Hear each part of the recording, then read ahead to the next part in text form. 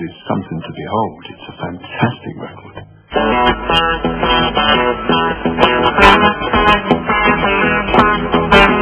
Touch girl of the marches, the kiss is a whip of the don't jump to the dancing, to the hum of a sunny young tune. And I'm in touch, yeah, and I'm in touch,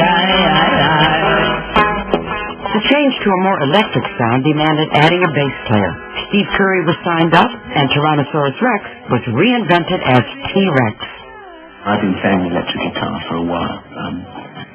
I was beginning to feel some sort of liquidness with my mental outlook and the guitar. You know, I wasn't getting enough out of the acoustic guitar anymore.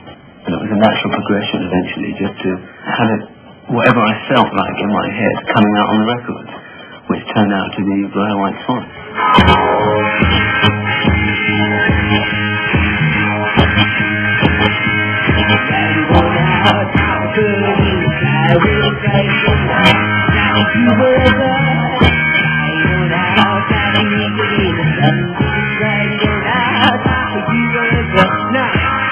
Marc actually changed his songwriting style.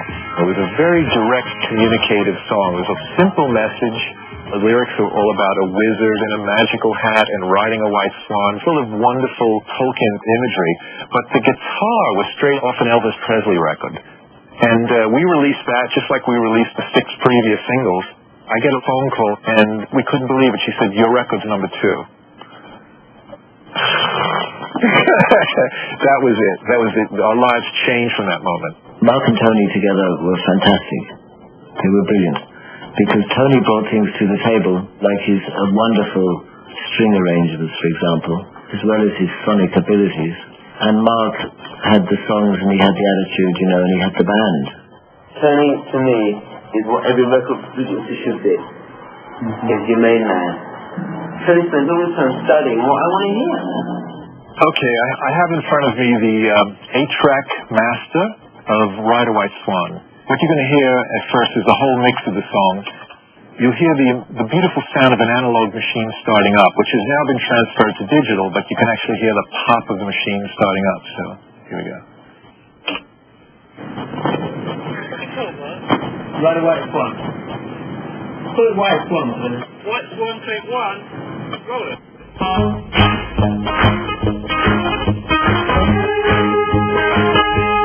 Ride it all out, like a bird. I will ride it all out, like you were a bird.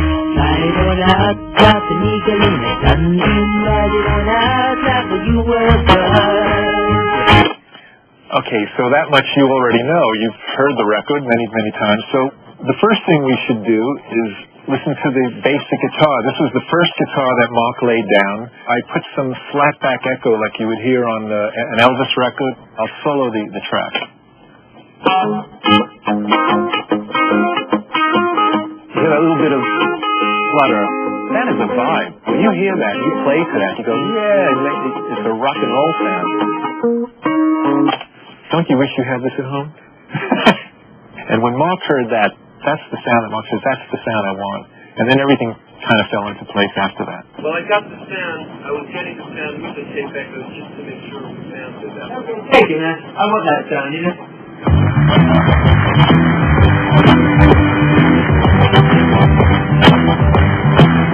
She's not woman to go.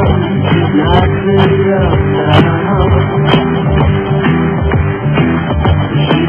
To enhance that magic T-Rex studio sound, drummer Bill Legend was brought in as a finishing touch to the T-Rex lineup.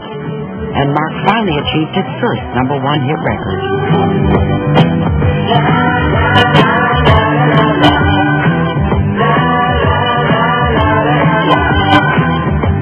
The reaction to Hot Love becoming #1 was possibly even greater than Ride a White Swan getting up to #2. Not because of the different chart position, but because it was confirmation that we could do it again. Hot Love stayed at #1 for a staggering 6 weeks. We were selling something like 50 to 60,000 singles a day. I mean, people would now love to sell 60,000 singles in all. We knew it. knew how to make hit records. That was confirmation, and we were loving every minute of it.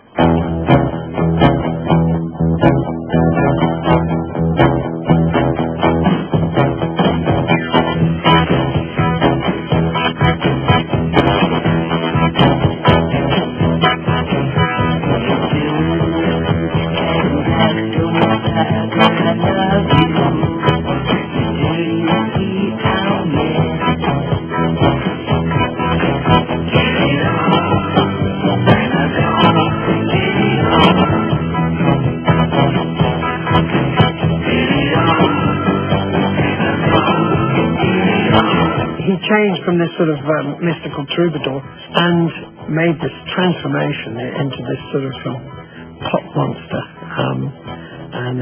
which involved a complete change of music and completely different sound and a completely different audience, really. But some felt that he had sold his musical soul for chart success. Some Tyrannosaurus Rex fans, when Marc went electric, as if he'd never played an electric guitar in his life before, were sort of disappointed. They felt that Marc sells out.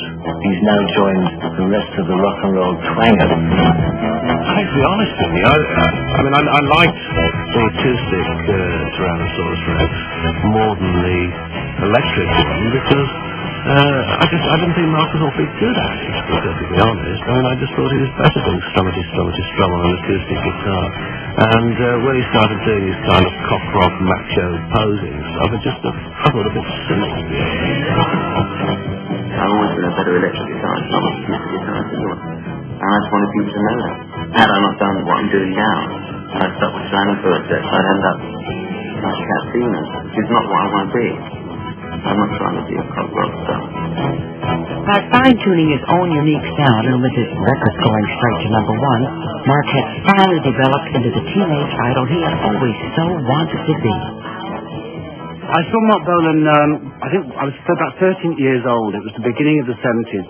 And in a concert, he got down on his knees and he played his guitar with a tambourine, like very Hendrix kind of, throwing back his head, and he did those kind of phallic guitar movements that he did. And it was just, the sound was just so overwhelming at that time, the electricity of the sound. I remember getting up in the aisle. I was an idiot dancing in the aisle and just overwhelmed by the electric guitar of Marc Bolan. And T-Ecstasy, it was that moment of T-Ecstasy.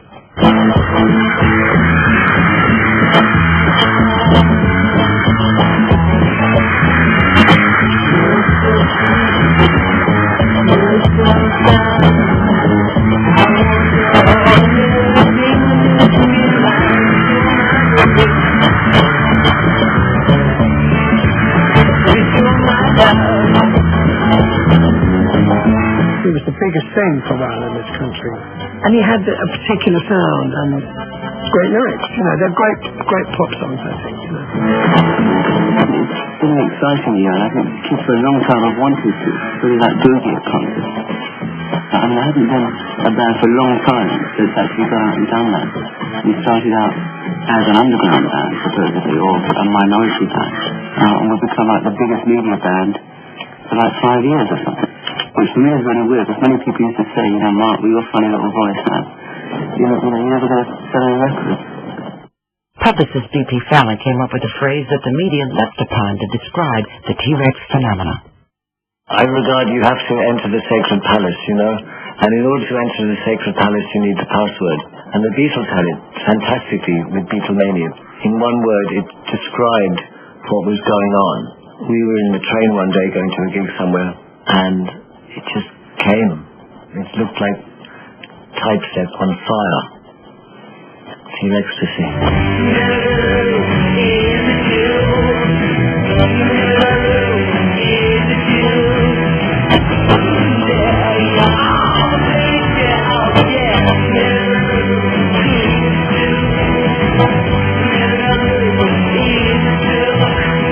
It was an amazing time. Every single newspaper had a picture of Marc Bolan on the cover. On the inside, there were interviews. Now the same DJs who ignored him 2 years earlier were now playing his records non-stop. Everyone wanted Marc Bolan at that stage. It was, it actually got quite dangerous on the road where you've got fans there with scissors.